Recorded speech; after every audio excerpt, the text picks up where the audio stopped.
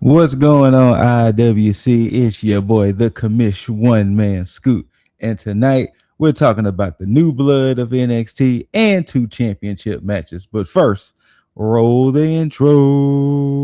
You guys already know this the main one tapping in all the way from H-Town, Houston, Texas. I'm here with my boy T.A.G. T.A.G. T.A.G sucks. T.A.G, very nice, very evil. T.A.G's not cute. That's T.A.G shit. Whose house? T.A.G's house, baby. The only thing we're gonna do is take over, baby.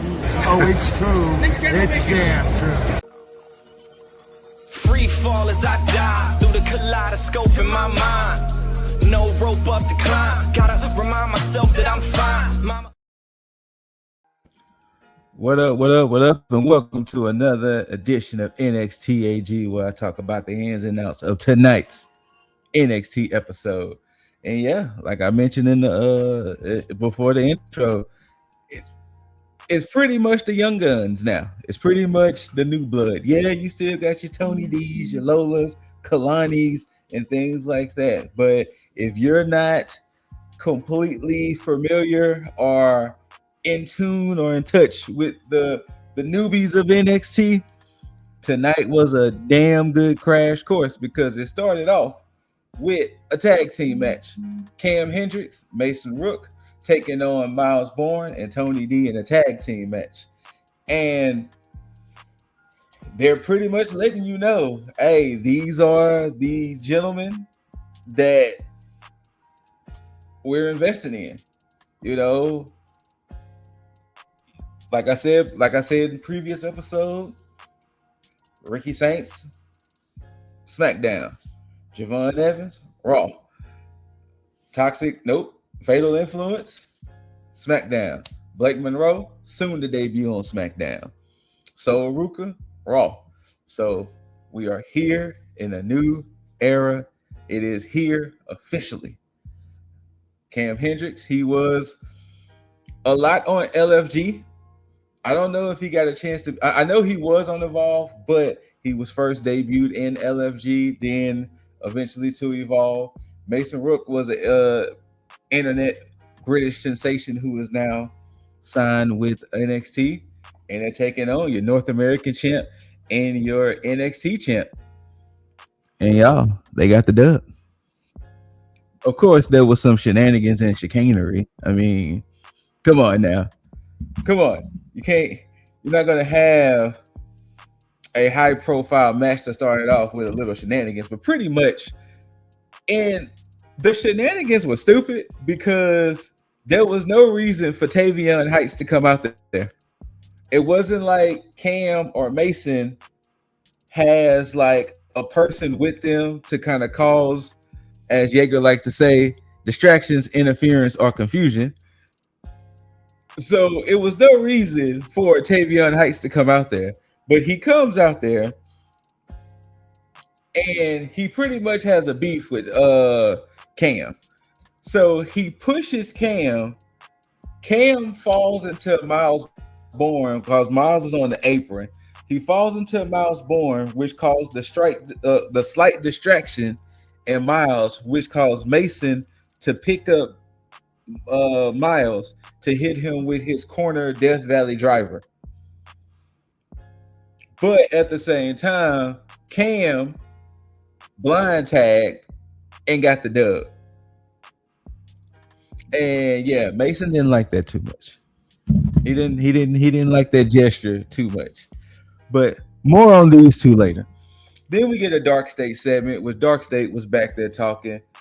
They have a tag team title match in the main event, and Saquon and Dion will be the team that's going to go against the Vanity Project. And Dion kind of brings up, hey, you mentioned if we lose that there was going to be some changes. He was talking to Osiris because Osiris and Cutler pretty much said, you know, if there's a loss tonight, then some changes got to be made. And they was like, well, Saquon was like, man, look, we ain't got to worry about all of that because we're going to get this dub tonight. Ooh, foreshadowing. Then we get to Kalani Jordan, the standout. She comes out and she's pretty much saying, She's tired of being looked over. You know, she's accomplished so much. And to be fair, she was the first women's North American champion. She was a former NXT knockout champ. So it's not like, you know, she's just saying these things in vain. But so she's coming out and she's like, hey, you know, I'm accomplished around these parts, but let me guess. Kendall Gray, who y'all think should be in the Hall of Fame, is gonna get the title. Izzy Dame should get the championship. So she was pretty much saying, like, when is it gonna be her time to just truly, you know, get a shot? And then of course Izzy Dame comes out, jaw jacking. Lola Vice comes out, and it does lead into a minor scuffle. Oh, I'm sorry. Kendall's music hits to distract Kalani. Then Ren comes out and hits Kalani with a crutch because Ren's been on a crutch since Kalani injured Ren. Then it led into the scuffle. So yeah, but more on that later. Sean Legacy and Dorian Van Deur are backstage and they pretty much talking. And the speed tournament is next week. They're going to beat each other's opponents. Then we see Romeo Moreno, one of the new guys. Oh, of course, Dorian Van Deur, one of the newer superstars, and Sean Legacy. We've been seeing Sean Legacy here and there, but you know he is officially now NXT. Romeo Moreno, one of the newer guys, who I think he's still going between NXT and Evolve, but he's been kind of with Noam Dar, and they're pretty much talking, and pretty much he has his debut match against the debut in Tristan Angels, and he's pretty much needing to be hyped up by Noam, pretty much. Then we have a segment where some of the ladies are watching the Busted Open radio segment when Natty gets into it with Jada, and then Jada walks back there, and pretty much Layla Diggs, I know she's one of the Evolve standouts. I don't know if she's officially NXT yet, but she's the one getting into it with Jada, and pretty much it leads into they're going to have a match next week. It almost leads into a scuffle, but you know, not 100%. The other ladies in the back was able to pull them away before it led to, you know, them coming to blows. Then we get to that not Rocky. Romeo Moreno taking on Tristan Angels. Now Tristan has, if you've been seeing him, he's definitely British Tyler Breeze. He's not so much the supermodel, but he's priding himself off of his supermodel looks. You know, he was a humble, he was part of a family of humble sheep farmers, as you can see on the screen. Look, boom, look at that, just Tristan. So, you know, he's pretty much priding himself on his elegance, his good look, though he does come from a, you know, farming, sheeping, yes, a sheeping background, sheep shearing and everything, because he was talking about how he could shear a sheep in less than 8 seconds, you know. So, but he's pretty much the pretty boy, and he's pretty much saying he wants to be Mr. NXT in essence.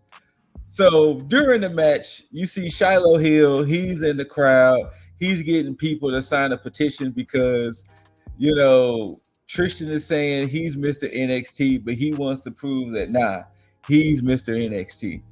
But none of that, you know, distractions helped because Tristan gets the dub. I mean, come on now.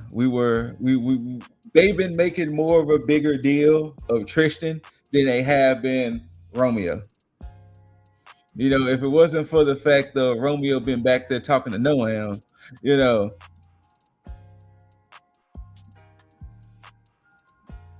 there you go.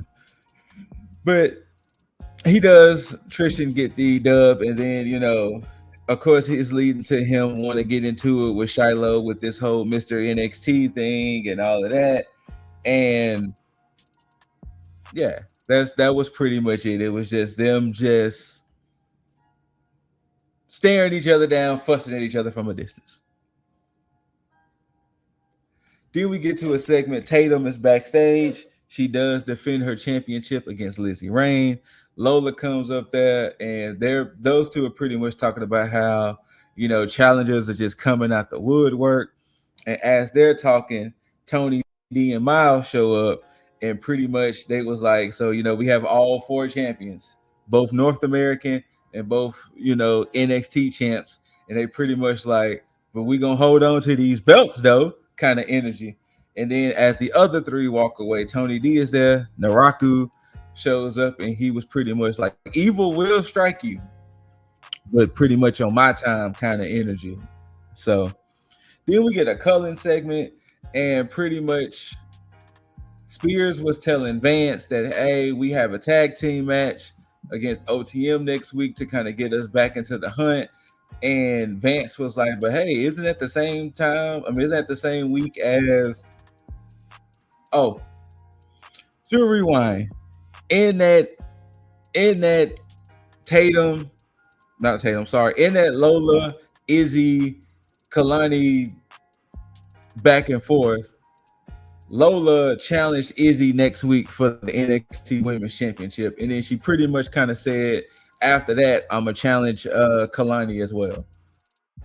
So that's what happened with that, and she did catch a back fist when Ren hit Kalani with the crutch. Lola did catch her with a back fist. So they was like, but hey, isn't that the same week as Izzy's title match? So when Izzy comes back and they was like, what's going on? Well, I have a title match. I mean, I have a tag team match, but y'all doing this the same week as, and they was like, don't worry, this is the best way for Colin to be on top. You getting the championship, us jockeying for a position to be tag team champs. So I don't know. They've been kind of teasing this weird dissension with Nico and Izzy with Spears. So I have a feeling Spears is about to be excommunicado pretty soon from the Cullen. But it's kind of funny because it's kind of a weird excommunicado, because it's like, where did it really come from? Kind of energy, but we're here, right? Then we get into that title match. Tatum is taking on the upstart Lizzie Rain. Now they did make a point that this is Lizzie's 3rd match in NXT. And it's already for a championship. And I will say this. These 2 ladies actually have pretty nice chemistry with each other. And these 2 ladies actually put on a banger. And this is the thing that I wish NXT, therefore Raw and SmackDown, do the same. Title matches or certain matches don't necessarily have to have these builds, these feuds. Sometimes a champ can just go against a challenger just for the hell of it. And I appreciate that this what this was. And these 2 ladies went out there and had them a nice little match. A nice little back and forth.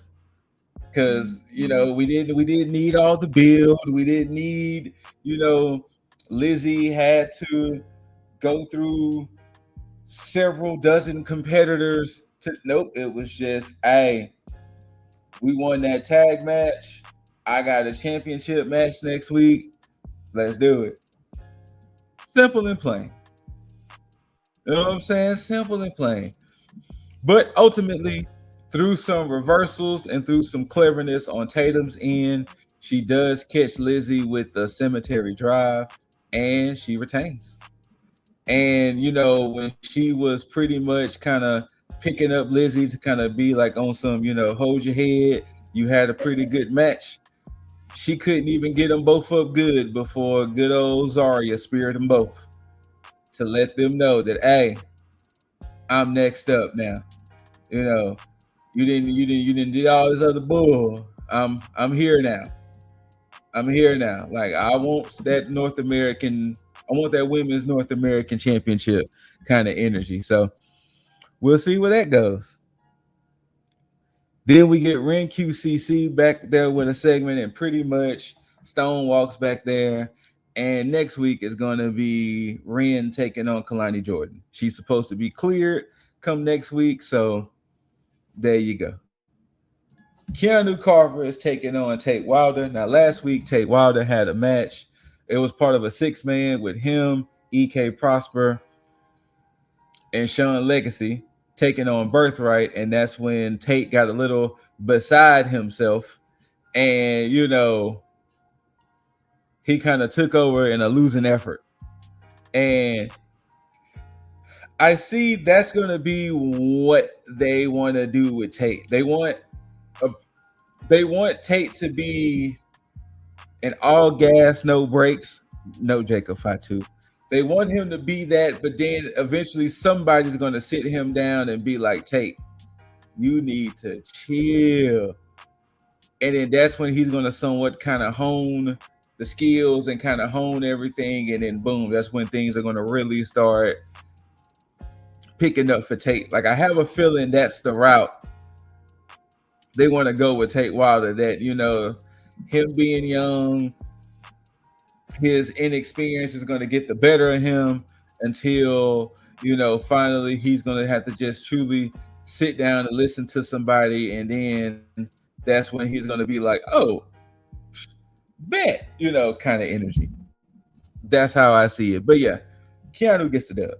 Now, I have seen, I don't know what has happened, but Keanu isn't coming off as, what's the way I want to put it? Ghetto black man as he was before. And even Booker T has kind of even came around on Keanu a little bit. So I wonder what happened with that. I wonder what happened that, you know, he's not as stereotypical as they was making him. So that's a good thing.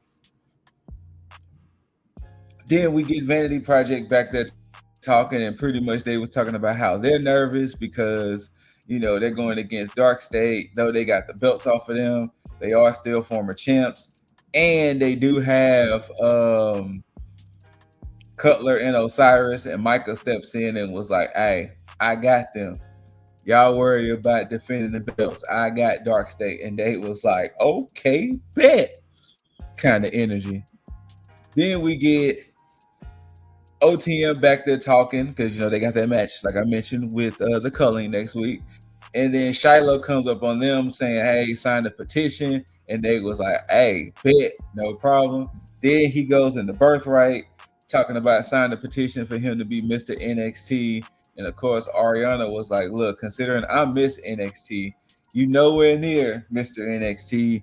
And that's when Charlie Dempsey steps in and pretty much challenges Shiloh to a match next week to kind of, you know, knock him from all that goofiness and silliness he's doing. Then, like I said, circle back around. I think it was Sarah. She's in the ring to interview Cam Hendricks, and he's talking about how, you know, he got that dub earlier in the night.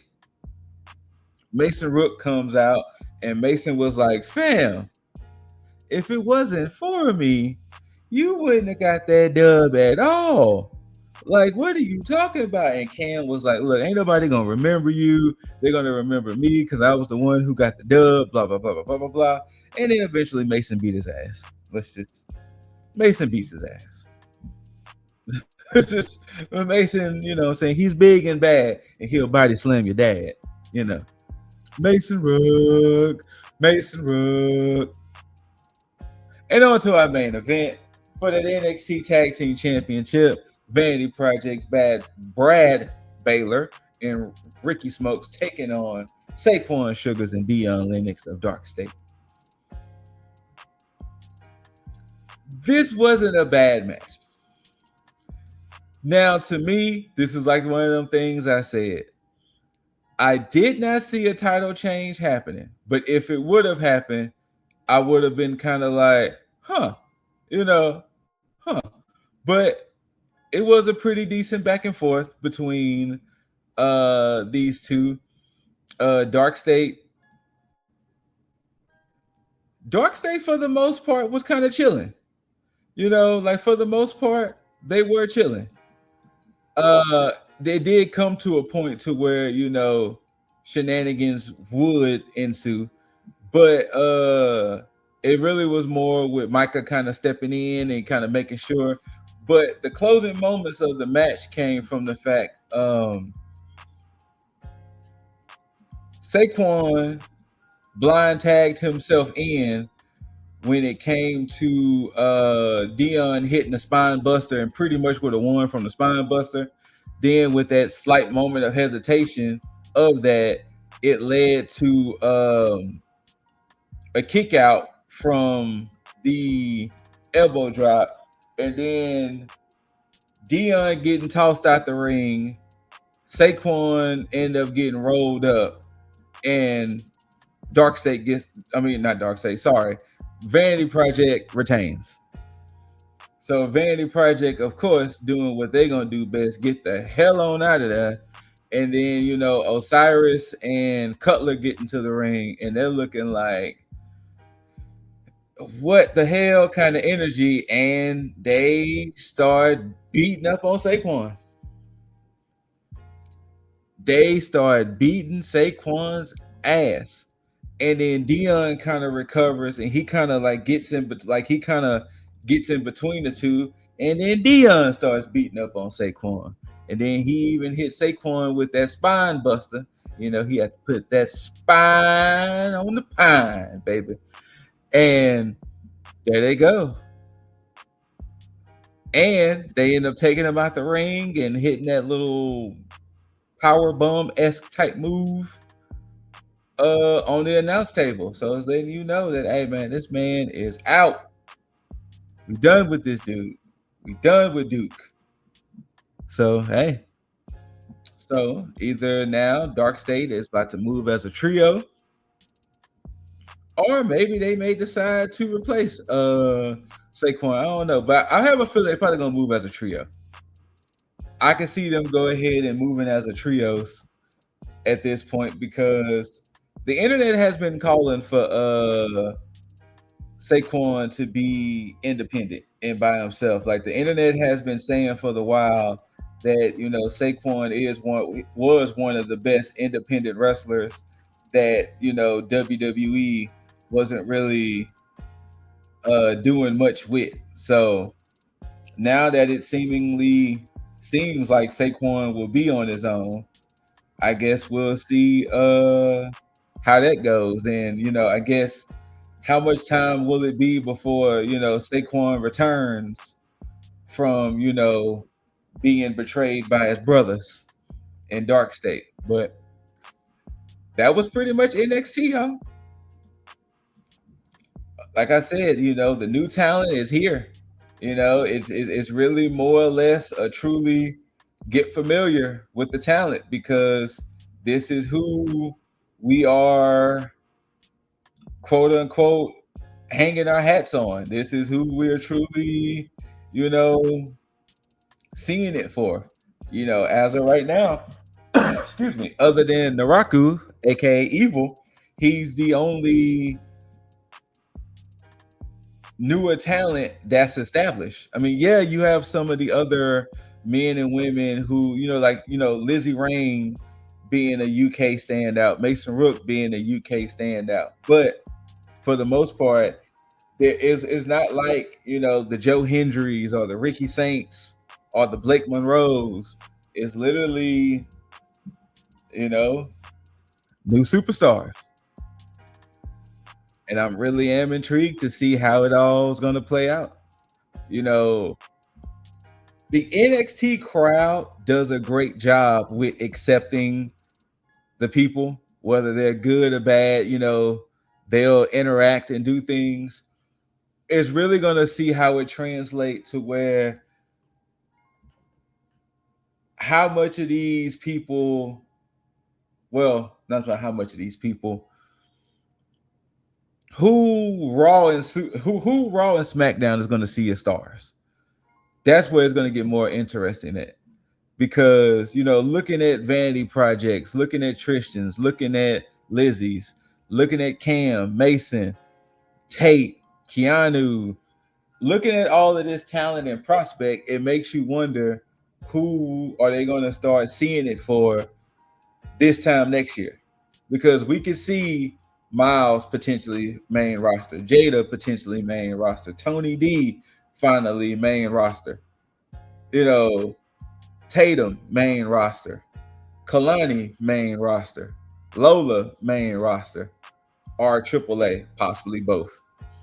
But who in this new batch are they going to be like, oh yeah, this person's definitely going to be ready for, you know, Raw or SmackDown? So I guess we're going to be on this journey together, y'all. And with that being said, we're going to go ahead and shut this episode of NXT.A.G down. Shout outs to the Brethrens, Lip Dizzle, Jaeger Bombastic, the Juggernaut Show, and Kicking It with Leo. And shout outs to y'all out there. And remember, love yourself and love one another. Take care of yourself and take care of one another. Until next time, you beautiful, beautiful people out there, don't forget to tag out. Peace. Free fall as I die through the kaleidoscope in my mind. No rope up to climb. Gotta remind myself that I'm fine. Mama.